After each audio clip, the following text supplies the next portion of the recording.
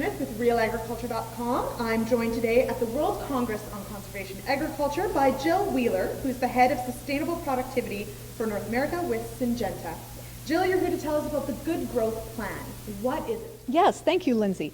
The Good Growth Plan was announced by Syngenta in September 2013, and it is a series of 6 global commitments that is essentially our plan to address what we see as one of the greatest challenges that has ever faced humanity, and that is how do we sustainably feed 9 billion people by 2050.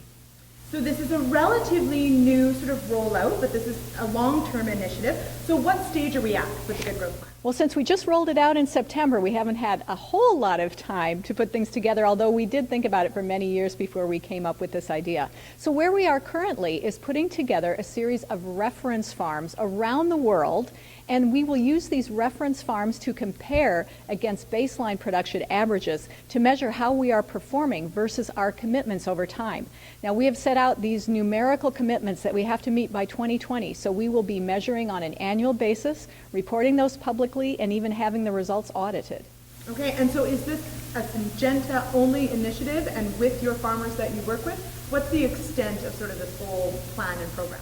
The Good Growth Plan is going to take place wherever Syngenta does business. So more than 90 countries around the world, we have 28,000 people, but we realize it's a huge challenge and we cannot do it alone. So we will be looking for partners. We are already talking to prospective partners, and certainly all of our channel partners and our growers are very much involved and excited about this initiative, especially growers. They know that they are key to these solutions.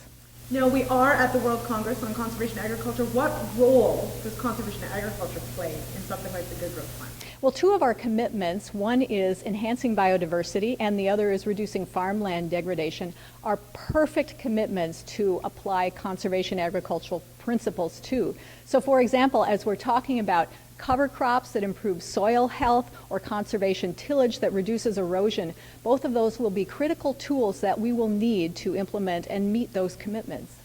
Wonderful. Okay, well, we look forward to, as you said, to 2020. So we've got several years, but some of these things do take time to implement. So we look forward to hearing many updates on how the Good Growth Plan is progressing. So thanks so much, Jill. Thank you.